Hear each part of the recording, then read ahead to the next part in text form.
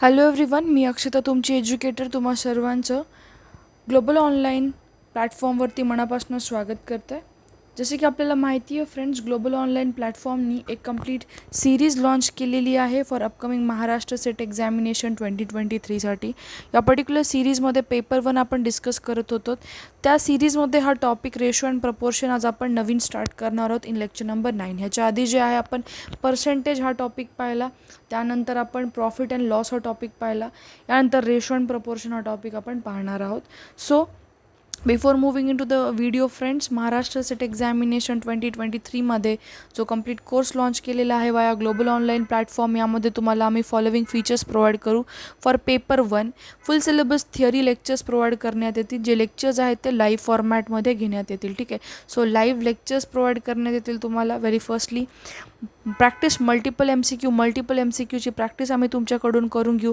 50 mock taste provide करण्यात येतील तुम्हाला आणि at the same time full syllabus notes provide करण्यात येतील. ह्या चारही फीचर्सची जी फीस आहे ती सध्याला 2500पासून रिड्यूस करून 2000ला करण्यात आलेली आहे. तरी चांगली गोल्डन अपॉर्च्युनिटी आहे, नक्की ग्रॅब करा. दिलेल्या व्हॉट्सॲप नंबरवरती कॉन्टॅक्ट करू शकता for the enrolment of the course which is 9766066858 किंवा ग्लोबल ऑनलाईन ॲप जे आहे प्लेस्टोरवरनं तुम्ही इन्स्टॉल करू शकता. ॲप इन्स्टॉल झाल्यानंतर ॲप ओपन करा. अशा पद्धतीचा तुम्हाला इंटरफेस दिसेल. या पर्टिक्युलर इंटरफेसमध्ये खालच्या बाजूला स्टोअर नावाचा आयकन आहे, त्यावरती क्लिक करा. त्यावरती क्लिक केल्यावरती माय कोर्सेस या पेजवरती जाल तुम्ही. तिथे तुम्हाला सर्च टॅबमध्ये पर्टिक्युलर कोर्स जे आहे सर्च करायचा आहे. Maharashtra SET paper 1, paper 2 different सब्जेक्टसाठी जे आहे तुम्हाला सेटच्या एक्झामिनेशनसाठी कोर्सेस इथे अवेलेबल होऊन जातील. जर तुम्हाला एक्झाममध्ये मॅक्सिमम मार्क्स पाहिजे असतील आणि गॅरंटेड सिलेक्शन पाहिजे असेल तर हा कोर्स तुमच्यासाठी अतिशय उपयोगी असणार आहे. या पर्टिक्युलर कोर्समध्ये तुम्हाला पेपर 1, पेपर 2 रिगार्डिंग एक्सक्लुझिव्ह माहिती भेटली जाईल. ठीक आहे, डिटेल्ड इन्फॉर्मेशन असेल, कुठल्या पद्धतीचा क्वेश्चन एक्झाममध्ये विचारला जाऊ शकतो, विचारला गेलेला आहे, ह्या सगळ्या गोष्टीचं डिटेल ॲनालिसिस केल्या जाईल. ठीक आहे, तशा पद्धतीने तुम्ही एक्झाममध्ये मॅक्सिमम स्कोअर तुम्हाला करता येईल. यामध्ये जर तुम्हाला नोट्स आणि MCQs जर अवेलेबल करून घ्यायचे असतील regarding the Maharashtra SET examination paper 2, ज्यांचा सब्जेक्ट पेपर 2साठी मॅनेजमेंट आहे, इकॉनॉमिक्स आहे, कम्प्युटर सायन्स आहे, कॉमर्स आहे, हिस्ट्री किंवा sociology, psychology, Hindi, public administration, law, English literature, physical education, geography, political science, social work, education, library science, philosophy, electronic science किंवा environmental studies यापैकी कुठला जरी तुमचा पेपर 2साठी सब्जेक्ट असेल तर त्यासाठी कंपाइल्ड नोट्स आणि MCQs तुमच्यासाठी ग्लोबल ऑनलाईन प्लॅटफॉर्म घेऊन आलेला आहे. तर या पर्टिक्युलर कंपायलेशनमध्ये तुम्हाला एक्सपेक्टेड MCQs जे आहेत, मोस्ट एक्सपेक्टेड MCQs आणि इम्पॉर्टंट नोट्सचं डिटेल ॲनालिसिस करण्यात आलेलं आहे. तर नक्की ह्या कोर्सला एनरोल करा. ह्याची फीस जी आहे सध्याला 1500ला रिड्यूस करण्यात आलेली आहे, त्या म्हणजेच 25% ऑफ आहे. तर नक्की ही अपॉर्च्युनिटी ग्रॅब करा. दिलेल्या व्हॉट्सॲप नंबरवरती कॉन्टॅक्ट करू शकता for the enrolment of the course. तर आजच्याच लेक्चरमध्ये जे आहे आपण रेशो अँड प्रपोर्शन, तेच गुणोत्तर आणि प्रमाण जे असते त्याच्याबद्दल आपण डिस्कस करणार आहे. ठीक आहे, त्याच्या रिगार्डिंग काय इम्पॉर्टंट फॉर्म्युलेज असतील, डिफरंट टाईप ऑफ रेशो काय असतात, डुप्लिकेट रेशोचा अर्थ काय असतो, सब डुप्लिकेट रेशो काय असतो, ट्रिप्लिकेट रेशो काय असतो किंवा sub triplicate ratio, compound ratio, inverse ratio. ठीक आहे, प्रपोर्शनच्या रेंजमध्ये इक्वॅलिटी ऑफ 2 रेशोज काय असते, मीन प्रपोर्शन काय असते, थर्ड प्रपोर्शन काय असते, फोर्थ प्रपोर्शन काय असते, या सगळ्या गोष्टी आपण डिस्कस करू. त्यासोबतच काही टिप्स आणि ट्रिक्स डिस्कस करू, जसे की कंपॅरिझन ऑफ रेशो काय आहे, प्रपोर्शन. ठीक आहे, proportion is equal to the equality of 2 ratio, variation काय आहे, ह्या सगळ्या गोष्टींचं आपण डिस्कशन करू. आणि आजचं एक लक्षात घ्यायचं सगळ्यांना, आजच्या जरी गोष्टी समजल्या नसतील मी समजू शकते का, कारण हा टॉपिक सगळ्यांसाठी नवीन आहे, एकदाच नाही समजणार.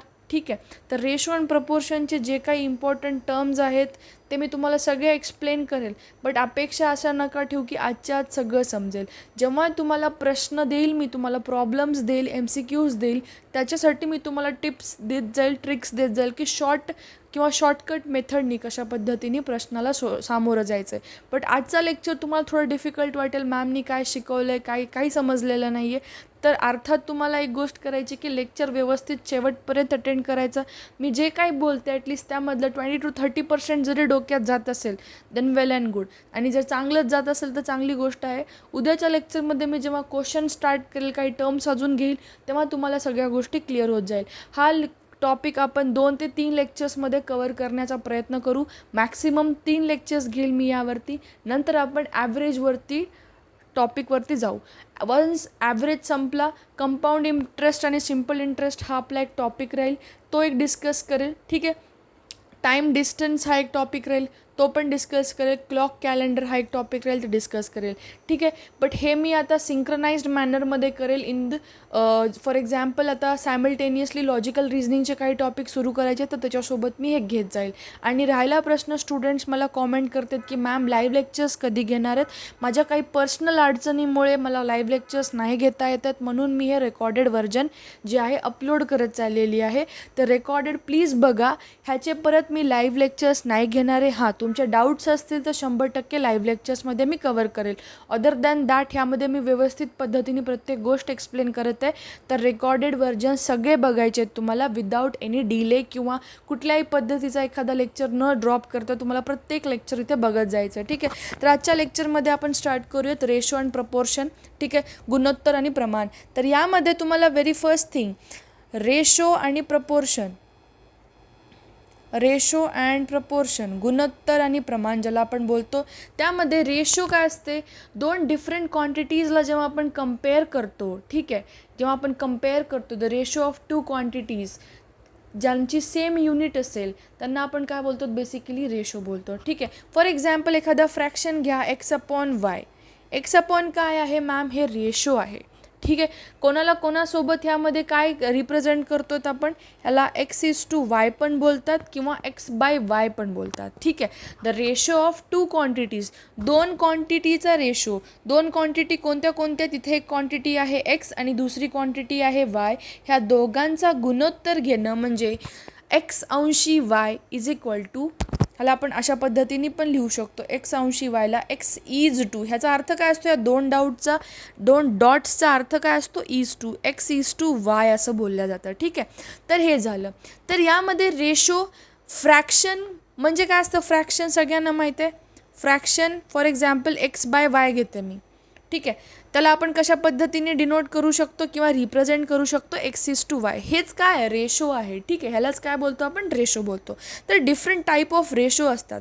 पहिला टाईप, जर आता नवीन स्टुडंट्स आणि ओल्ड स्टुडंट्स दोघांसाठी पण इम्पॉर्टंट आहे, कारण ओल्ड बॅचमध्ये मी हे काही कॉन्सेप्ट आणि टर्म घेतले नव्हते.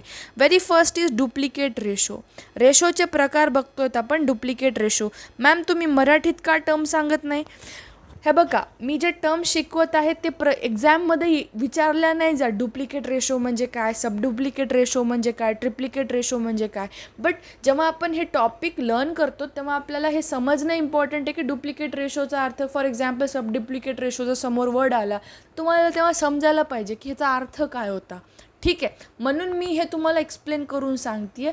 मराठी जर करायचं असेल तर प्लीज गुगल ट्रान्सलेट एकदा बघून घ्या वाटलंच, बट काहीही गरज नाही आहे.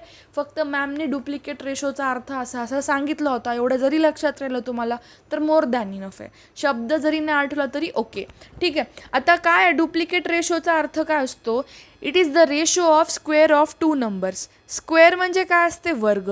2 नंबरचा square, square of 2 numbers, square of 2 नंबर्सचा जेव्हा आपण रेशो घेतो त्याला आपण काय बोलतो, डुप्लिकेट रेशो. मॅम समजलं नाही तुम्ही काय म्हटलात. ठीक आहे, घ्या इथे एक्झाम्पल. मला जर म्हणायचं आहे डुप्लिकेट रेशो काढा, duplicate ratio of a/b, a/b, a/bचा डुप्लिकेट गुणोत्तर काढा. मी असं बोलते तुम्हाला. याचा अर्थ काय होतो, a/b is equal to a²/b². अर्थात काय आहे, अर्थात काय आहे, डुप्लिकेट रेशोचा अर्थ काय आहे, जे काही तुम्ही व्हॅल्यूज घेतलेल्या आहात किंवा जे काही तुम्ही दोन नंबर घेतलेले आहेत, दोन संख्या घेतलेल्या आहात, कशामध्ये? गुणोत्तरात, त्याचा तुम्हाला काय घ्यायचं आहे? वर्ग घ्यायचा. त्याचा तुम्हाला काय घ्यायचं आहे? स्क्वेअर घ्यायचा आहे. मी तुम्हाला काय म्हटलं होतं? A/B मी A:B अशा पद्धतीने पण लिहू शकते. ठीक आहे, तर तशा पद्धतीने हे पण व्हॅल्यूज लिहून घ्या. Aचा वर्ग B वर्ग. ठीक आहे, डुप्लिकेट रेशोचा अर्थ असं मी होप करते की सगळ्यांना समजते. दोन नंबर्सचा काय घ्यायचं आहे? रेशो घ्यायचा आहे. जे काही व्हॅल्यू दिलेली आहे A/B त्याचा वर्ग घ्या, म्हणजेच A/B is equal to A²/B². ह्याला आपण काय बोलतो मॅम? ह्याला आपण काय बोलतो सर? ह्याला काय बोलणार आहोत आपण? डुप्लिकेट रेशो बोलणार आहे. ठीक आहे, तर दुसरा हे झालं डुप्लिकेट रेशो. आपल्याला नेक्स्ट इम्पॉर्टंट टर्म ह्यामध्ये, आता हे झाली फर्स्ट टाईप ऑफ रेशो. दुसरा प्रकार जो आहे रेशोचा त्याला बोलतो आपण सब डुप्लिकेट. मॅम डुप्लिकेट रेशो समजला होता, आता हे सब डुप्लिकेट रेशोचा अर्थ काय? डुप्लिकेट रेशो म्हणजे त्याचा वर्ग घ्यायचा, त्याचा स्क्वेअर घ्यायचा. ठीक आहे, सब डुप्लिकेटचा अर्थ काय होतो? फॉर एक्झाम्पल आपल्याकडे दोन रेशो देऊन ठेवलेला आहे. ठीक आहे, दोन संख्या देऊन ठेवलेल्या आहेत, त्यांचं गुणोत्तर A/B. ठीक आहे, तर ह्या दोन संख्यांचा स्क्वेअर रूट घेणं म्हणजेच काय असणार आहे? सब डुप्लिकेट रेशो असणार आहे. रेशो काय आहे इथे? गुणोत्तर प्रमाणचं जे व्हॅल्यू देऊन ठेवली ते काय दिलेली आहे? A/B दिलेली आहे मॅम. तर ह्याचा सब डुप्लिकेट रेशो तुम्ही काय घेणार मॅम? स्क्वेअर रूट घ्या या दोन्ही नंबरचा. अर्थात तुम्हाला जे काही संख्या दिलेल्या आहेत, जे काही व्हॅल्यू दिलेले आहेत, त्या दोन संख्यांच्या दोन नंबरचे तुम्हाला काय घ्यायचे आहेत? स्क्वेअर रूट घ्यायचे आहेत. ठीक आहे, तर याला आपण काय बोलतो? सब डुप्लिकेट रेशो. डुप्लिकेट रेशो काय होतं ma'am? A/B is equal to A²/B². ठीक आहे, तर सब डुप्लिकेट रेशो काय ma'am? A/B is equal to √A/√B. ह्याला आपण कसं लिहू शकतो बोलले होते मी तुम्हाला? A:B. तशाच पद्धतीने ह्याला पण लिहून घ्या, √A:√B. ठीक आहे, न समजण्यासारखं काहीच नाही आहे. जे काही गुणोत्तर घेत आहे मी, त्या गुणोत्तराचे स्क्वेअर घेतं एकदा आणि त्याला सेकंड टाईम सब डुप्लिकेट रेशोमध्ये त्याचं मी काय घेतलं? स्क्वेअर रूट घेतलं. ठीक आहे, तसली तिसरी प्रकार किंवा तिसरा जो टर्म आहे त्याला बोलतो आपण, थर्ड टर्म त्याला बोलतो ट्रिप्लिकेट रेशो.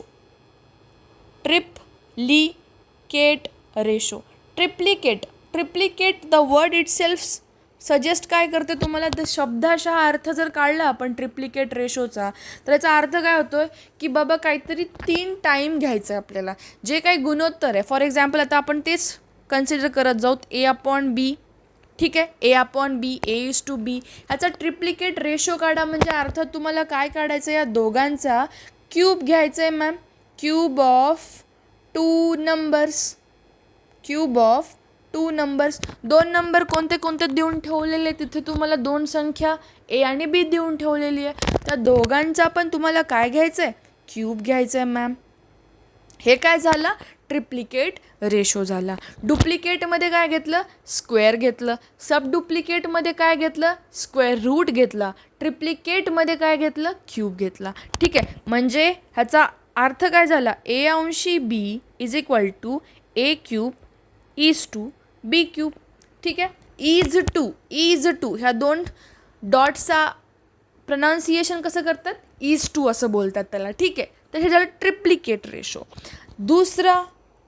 हे झालं तिसरा टर्म ट्रिप्लिकेट रेशो. आता चौथा टर्म सब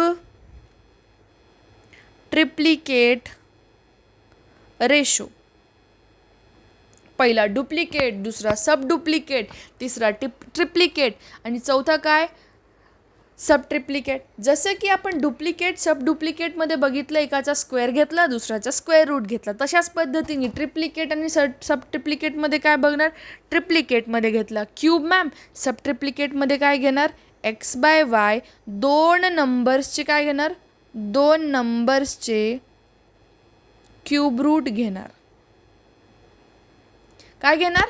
दोन नंबरचे क्यूब रूट घेणार. ठीक आहे, अर्थात ह्याला आपण कसं लिहू शकतो? x/y. हे झाले दोन संख्या, हे झालं गुणोत्तर. ह्याला आपण कशात कन्वर्ट करणार? क्यूब रूटमध्ये. क्यूब रूट म्हणजे ह्याचा अर्थ काय होतो? X raise to 1/3 y raise to 1/3.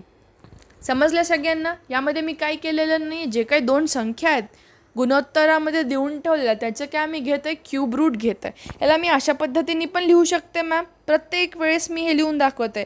X is to y is equal to x raise to 1/3 is to y raise to 1/3. हे काय झाला, सब ट्रिप्लिकेट रेशो झाला. ठीक आहे. नेक्स्ट आपण जे टर्म बघूया ते आहे compound ratio.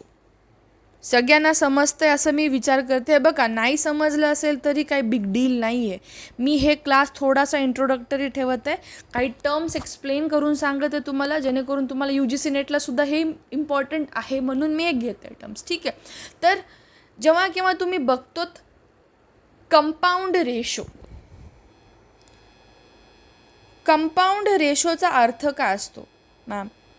Compound ratio, if or we can say it is the ratio of product of first term in every ratio to the product of second term in every ratio. Ma'am काय म्हटलात, काहीच समजलं नाही. ठीक आहे. समजा हे explain करण्यासाठी मी एक एक्झाम्पल घेते. कंपाऊंड रेशो आहे A:x. ठीक आहे. हे रेशो आहेत. कंपाऊंड रेशो मी एक्सप्लेन करते. काय, समजा हे काही गुणोत्तर घेत आहे मी इथे, यामध्ये C:z. ठीक आहे. A:x, B:y, C:z. तर ह्याचा कंपाऊंड रेशो जर काढायला सांगितलं आपल्याला A:x, B:y आणि C:z, तर तुम्ही याचा कंपाऊंड रेशो कसं काढणार? सगळ्यांनी लक्षात घ्या, ratio of product of first term. जे तर किती रेशो आहे तिथे? हा पहिला रेशो झाला, हा दुसरा रेशो झाला, हा तिसरा रेशो झाला. या 3 रेशोमध्ये पहिली टर्म किंवा पहिली संख्या कोणती कोणती आहे लक्ष द्या. मी तर रेड पेनने डिनोट करते, दाखवते. हे पहिली संख्या झाली मॅम. ह्या रेशोमधली ही पहिली संख्या झाली. ह्या तिसऱ्या रेशोमधली ही पहिली संख्या झाली. तर पहिली संख्या जी आहे रेशोमध्ये दिलेली, त्याचं प्रोडक्ट घ्या. त्याचं प्रोडक्ट घ्या म्हणजे अर्थात का, त्याचा गुणाकार घ्या. म्हणजे A गुणिले B गुणिले C, म्हणजे अर्थात आन्सर काय येणार आहे? ABC. ओके. आणि सेकंड टर्म काय आहे या रेशोमध्ये? सेकंड टर्म आहे x, इथे आहे y, आणि या थर्ड रेशोमध्ये आहे सेकंड टर्म z. तर ह्या सगळ्यांचं प्रोडक्ट घ्या मॅम. सगळ्यांचं प्रोडक्ट काय तर मॅम XYZ. समजतंय सगळ्यांना मी काय केलं? यामध्ये 3 रेशो घेतले. 3 रेशो कोणते होते? A:x, दुसरा रेशो आहे B:y आणि तिसरा गुणोत्तर आहे C:z. A:x, B:y, C:z. तर यामध्ये पहिला टर्म जो आहे त्या सगळ्यांचं तुम्हाला काय घ्यायचं आहे? गुणाकार घ्यायचं आहे. आणि दुसऱ्या टर्मचा गुणाकार, ह्याचाच गुणोत्तर आपण काय बोलणार आहेत? कंपाऊंड रेशो बोलणार आहेत. कंपाऊंड रेशो म्हणजे काय? Product of the first term of each ratio divided by किंवा to the product of number of the second term in the ratio. पहिल्या टर्मचं प्रोडक्ट घ्या, दुसऱ्या टर्मचं प्रोडक्ट घ्या, त्याचा रेशो म्हणजे काय झाला? कंपाऊंड रेशो झाला. होप सगळ्यांना समजले. ठीक आहे. सगळ्यांना समजले. नसेल समजलं तर कॉमेंट सेक्शनमध्ये पर्टिक्युलर तोच टर्म, फॉर एक्झाम्पल तुम्हाला आता कंपाऊंड रेशो नाही समजला आहे, तर कंपाऊंड रेशो नाही समजला आहे मॅम म्हणून कॉमेंट सेक्शनमध्ये ड्रॉप करून मला कळवा. ठीक आहे. तर हे झालं कंपाऊंड रेशो. आता आपण दुसरा टर्म बघूयात, 6वा टर्म आपण बघूयात. That is called as inverse ratio. Ma'am inverse ratio काय असतो? मला आधी प्लीज ते कळवा. ठीक आहे. रेशो आपल्याला माहिती आहे आधी. फॉर एक्झाम्पल मी ते एक घेते A:B. हा एक काय झाला? आपला रेशो झाला. ठीक आहे. तर ह्या रेशोला मी उलटं करून लिहिते म्हणजे काय? B:A लिहिते. तर ह्याला काय बोलतो आपण? Inverse ratio. इन्व्हर्सचा अर्थ काय असतो? अर्थात उलटा. ठीक आहे. जे काही तुम्हाला रेशो देऊन ठेवलेला आहे त्याची संख्या, न्यूमरेटर डिनॉमिनेटर. न्यूमरेटर काय असते? वरची संख्या. डिनॉमिनेटर काय असते? खालची संख्या. खालची संख्या वर नेणे, वरची संख्या खाली आणणे, म्हणजेच मी काय करत आहे? इन्व्हर्ट करत आहे किंवा वरचं खाली, खालचं वर करते. ठीक आहे. तर हे इंटरचेंज करण्याला आपण काय म्हणतो, इन्व्हर्स करणं म्हणतो. इन्व्हर्सचा अर्थ मराठीत काय, उलटं करणे. ठीक आहे, वरचं खाली खालचं वर करणे. ठीक आहे, फॉर एक्झाम्पल मी इथे एक नंबर घेत आहे. समजा नंबर आहे 7:5. ठीक आहे, हे घेतला मी एक रेशो. ह्या रेशोला मी अशा पद्धतीने लिहित आहे 5:7. म्हणजेच ह्याला काय बोलतो आपण, 5:7ला काय बोलणार आहेत, इन्व्हर्स रेशो बोलणार आहोत. ठीक आहे, इन्व्हर्सचा अर्थ म्हणजे काय, the ratio formed by interchanging their old places into the ratio to the new places is called as inverse ratio. Okay, ठीक आहे. हे काही थोडेसे टर्म्स होते, समजायला पाहिजेत. ॲटलिस्ट सांगितलेले आत्तापर्यंत 6 टर्म्स होते. 6 टर्म्सपैकी ॲटलिस्ट 5 टर्म्स तरी समजायला पाहिजेत सगळ्यांना, असं मी होप करते. एक कंपाऊंड रेशो नसेल समजला, कंपाऊंड रेशो पण खूप सिम्पल आहे. काय करणार, जे काही 3 डिफरंट रेशो आहेत त्या सगळ्यांचा पहिला जो संख्या आहे, पहिला जो टर्म आहे ज्याला आपण बोलतो, त्या सगळ्यांचे प्रोडक्ट घ्यायचं. प्रोडक्ट घेणं म्हणजेच काय, गुणाकार घ्यायचा, इज टू दुसरा जो टर्म आहे, दुसरे जे टर्म्स आहेत ह्याच्यामध्ये त्या सगळ्यांचं प्रोडक्ट घेणं. प्रोडक्ट घेणे परत गुणाकार घेणे, XYZ. ह्याला काय बोलतो आपण, कंपाऊंड रेशो बोलतो. ठीक आहे, फाईन. आता प्रपोर्शन ह्या टर्मवर जाऊ आपण. ओके, प्रपोर्शन काय आहे, proportion is equality of 2 ratio. म्हणजे 2 डिफरंट रेशो देऊन ठेवलेले आहेत. फॉर एक्झाम्पल 2 रेशो आपल्याला माहीत आहे, A:B एक कन्सिडर करा आणि दुसरा एक रेशो समजा X:Y. ठीक आहे, हे 2 डिफरंट रेशो आहेत. ह्या 2 डिफरंट रेशोच्या इक्वॅलिटीला काय बोलतात, प्रपोर्शन बोलतात. मॅम समजलं नाही इक्वॅलिटी काय बोलताय, प्रपोर्शन काय बोलताय. ॲटलिस्ट तुम्हाला एवढं तरी समजतं. यामध्ये मी 2 रेशो घेतले, एक आहे A:B, दुसरा रेशो आहे X:Y. ठीक आहे, तर मी काय करते आहे, A:B इक्वल टू X:Y लिहिले. ह्याला काय बोलतो आपण, ह्याला बोलतो प्रपोर्शन. समजत आहे सगळ्यांना. 2 डिफरंट रेशो, त्या 2 डिफरंट रेशोला कम्पेअर करत आहे मी इक्वल टू घेऊन, A:B is equal to C:Y. ठीक आहे, तर ह्याला आपण काय बोलतो, प्रपोर्शन बोलतो. ठीक आहे, तर ह्याला रिप्रेझेंट करण्यासाठी एक सिम्बॉलिक नेचर आहे. A:B ॲज टू X:Y असं लिहिलं जातं. ठीक आहे, तर A, B, X, Y ह्या चारही संख्यांना आपण काय बोलतो, ते प्रपोर्शनमध्ये आहेत असं बोलतो. ठीक आहे, ज्यांना नाही समजलं परत एकदा मी एक्सप्लेन करते. प्रपोर्शन म्हणजे काय, 2 रेशोची संख्या घ्या, A:B आणि X:Y दोघांना कम्पेअर करायचं असेल तर या दोघांमध्ये आपण काय करणार, इक्वल टू साईन आणणार. ठीक आहे, त्या इक्वल टू साईनला इंट्रोड्यूस केल्यानंतर आपण काय बोलतो, A,B,X,Y जे आहेत ते प्रपोर्शनमध्ये आहेत. ठीक आहे, 2 प्रपोर्शन म्हणजे proportion is equality of 2 ratio. 2 रेशोची इक्वॅलिटी दाखवण्यासाठी आपण काय वापरत आहोत, प्रपोर्शन वापरत आहोत. ठीक आहे, तर यामध्ये 2 रेशो कोणते आहेत, A:B, दुसरा आहे X:Y. दोघांना कम्पेअर करण्यासाठी हे काय केलं मी, जसं की आपण ह्या रेशोमध्ये 2 डॉट वापरत होतो तसेच 2 डॉट इथे वापरायचे, ह्या दोघांच्यामध्ये 4 डॉट वापरायचे. ठीक आहे, आता प्रपोर्शन आय होप सगळ्यांना समजलं असेल. नसेल समजलं प्रश्नामध्ये येत जाईल, मी एक्सप्लेन करत जाईल. आता समजा हाच एक्झाम्पल घेऊ, A:B हा एक रेशो झाला इक्वल टू X:Y.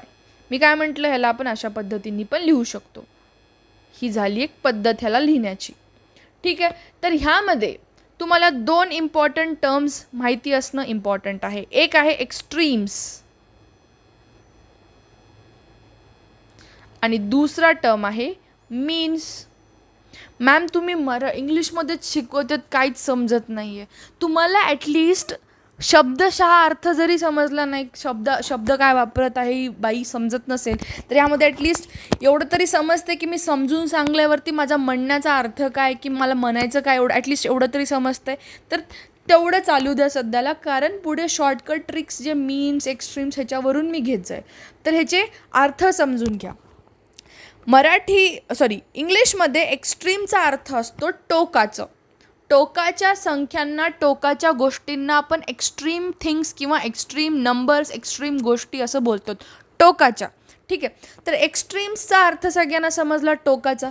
तर त्यामधून आपण सांगू शकतो, आता ह्या नंबरकडे फोकस करा, ह्या रेशोजकडे फोकस करा. तुम्हाला काय दिसेल, ए आणि वाय टोकाला आहेत मॅम, कडेला आहेत, टोकाला आहेत. तर आपण ह्या दोन व्हॅल्यूजला किंवा दोन संख्यांना आपण काय बोलणार आहोत, एक्स्ट्रीम्स. ओके. दोन्ही संख्या कशा आहेत, एक्स्ट्रीमला आहेत, टोकाला आहेत, ए आणि वाय. तर आपण त्यांना काय बोलणार, एक्स्ट्रीम्स बोलणार. ठीक आहे. त्याच्या उलटा आहे मीन्स. मीन्स म्हणजे काय, मधल्या टर्म्स, मधल्या संख्या. ओके. इथे काय दिसतं तुम्हाला, बी आणि एक्स मध्ये दिसतंय मॅम, म्हणून बी आणि एक्स काय झाले, मीन व्हॅल्यूज किंवा मीन टर्म्स. समजा त्या सगळ्यांना एक्स्ट्रीम्स आणि मीन्स काय आहे. मी इथं घेतले दोन ratio, A is to B is equal to X is to Y. तर A is to B is to X is to Y. यामध्ये तुम्हाला एक्स्ट्रीम कोणते दिसतात, व्हॅल्यू ए आणि वाय एक्स्ट्रीम झाले, मीन कोणत्या झाल्या, बी आणि एक्स. ह्या काय झाल्या, मीन टर्म झाल्या. ठीक आहे. तर हे झालं होतं काही इम्पॉर्टंट टर्म्स. तर आता एक गोष्ट तुम्हाला माहिती असायला पाहिजे की प्रोडक्ट म्हणजे काय, गुणाकार. प्रोडक्ट ऑफ एक्स्ट्रीम्स मीन्स घ्या is equal to product of extreme. काही समजलं नाही, ठीक आहे, नाही समजलं, totally fine. Product of extreme is equal to product of mean म्हणजे काय असतो, जे काही तुमचे एक्स्ट्रीम आहेत, एक्स्ट्रीम म्हणजे टोकाच्या संख्या ए आणि वाय. ओके. मीन्स म्हणजे काय, बी आणि एक्स, मीन टर्म्स. तर ह्यामध्ये दोन संख्या एक्स्ट्रीम आहेत, दोन संख्या इथे मीन आहेत. ओके. या दोघांचा प्रोडक्ट घ्या. प्रोडक्ट घ्या म्हणजे काय, गुणाकार घ्या. हे काय झालं, एक्स्ट्रीमचा गुणाकार ए वाय. मीन्सचा गुणाकार काय असेल मॅम, बी इंटू एक्स करा. ठीक आहे. प्रोडक्ट ऑफ मीन्सचा प्रोडक्ट काय, बी इंटू एक्स.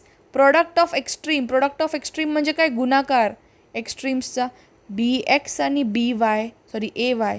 ह्या दोघांच्या गुणाकाराचं जे व्हॅल्यू येणार आहे किंवा प्रोडक्ट येणार आहे ते सेम असणार आहे. Product of extreme is equal to the product of mean. समजलं सगळ्यांना, ॲटलिस्ट एवढं समजलं की आत्तापर्यंत मी काय काय शिकवलं आहे. ओके. हे समजणं इम्पॉर्टंट आहे. अजून 2-3 टर्म्स आहेत, मी ते एक्सप्लेन करेल तुम्हाला. ओके.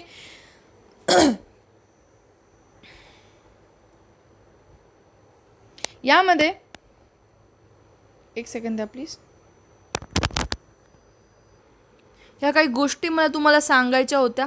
ठीक आहे. एक्स्ट्रीम काय आहेत, मीन काय आहेत, काही कंपाऊंड रेशो काय आहेत, इन्व्हर्स रेशो काय आहेत, येस, डुप्लिकेट रेशो काय, सब डुप्लिकेट, ट्रिप्लिकेट रेशो, सब ट्रिप्लिकेट रेशो. ह्याचा यूज कमी होईल, अर्थात कमी होईल, बट हे टर्म समजणं इम्पॉर्टंट आहे. जर क्वेश्चनमध्ये सरळ सरळ तुम्हाला सब डुप्लिकेट रेशो असा वर्ड दिला, तुम्ही तिथं कन्फ्यूज नाही व्हायला पाहिजे, म्हणून हे टर्म्स मी आधी एक्सप्लेन केलेत. प्रपोर्शन काय आहे, सगळ्या गोष्टी काय अजून डिटेलमध्ये आपण डिस्कस करू आणि उद्याच्या लेक्चर्समध्ये आपण क्वेश्चन घेऊ. आजच्या लेक्चरपुरतं फक्त एवढंच. प्लीज कन्फ्यूज नका होऊ. कुठल्याही टर्ममध्ये जर काही प्रॉब्लेम असेल की मॅम इन्व्हर्स रेशो नाही समजला, मॅम कंपाऊंड रेशो नाही समजला आहे किंवा कुठलीही टर्म समजली नसेल, तर तेव्हा तुम्ही मला कॉमेंट सेक्शनमध्ये ड्रॉप करून कळवू शकता. ठीक आहे. सध्याला 2-3 दिवस प्लीज सपोर्ट करा मला. माझे काही पर्सनल प्रॉब्लेम्समुळे मला लाईव्ह नाही जाता येत, ते काही फॅमिली प्रॉब्लेम्स इश्यूज आहेत माझ्याकडे सध्याला. हे एक्सप्लेनेटरी नाही आहेत, म्हणून क्लास आता रेकॉर्डेडच चालेल. आणि राहिला प्रश्न तुमच्या डाऊट्सचा, डोंट डाऊट ऑन दिस की तुमचे डाऊट्स क्लिअर होणार आहेत, तुमचे सगळे डाऊट्स क्लिअर होतील. ठीक आहे. सध्याला एक गोष्ट करा, लाईव्ह लेक्चर्स व्यवस्थित पद्धतीने अटेंड करायचे, सगळे पॉईंट्स समजून घ्यायचे की काय बोलतात काय बोलत नाही आहे. ठीक आहे. तर सगळे क्वेश्चन्स उद्याच्या लेक्चरमध्ये आपण घेऊ. अजून काही 1-2 टिप्स ट्रिक्स देईल मी तुम्हाला प्रश्न सोडवण्यासाठी. तुम्ही डिरेक्टली प्रश्न सोडवू शकता, ट्रस्ट मी. ठीक आहे. कधी कधी पेन उचलायची गरज पडणार नाही जर तुम्ही फार त्याच्यावरती प्रॅक्टिस वगैरे केलात तर. ओके. सो आजच्या पुरतं एवढंच आहे. Thanks for watching the video. जर तुम्हाला व्हिडिओ आवडली असेल, कॉन्टेंट आवडला असेल, तर नक्की व्हिडिओला लाईक करा. कुठल्याही पद्धतीचा काही प्रॉब्लेम असेल तर कॉमेंट सेक्शनमध्ये ड्रॉप करून कळवा मला. सबस्क्रिप्शन रिगार्डिंग जर काही इश्यूज असतील तर ड्रॉप करू शकता मला तुम्ही कॉमेंट सेक्शनमध्ये. आणि अजून एक दुसरी गोष्ट आहे की लेक्चर्स व्यवस्थित परत तेच सांगते, लेक्चर्स व्यवस्थित पद्धतीने तुम्हाला अटेंड करायचे, तरच तुम्हाला पुढच्या गोष्टी कळतील. ओके. तर लाईव्ह लेक्चर्समध्ये आपण तुमचे डाऊट्स पण घेऊ. So this was end of today's lecture. Thank you for watching it. Have a great day everyone. Bye.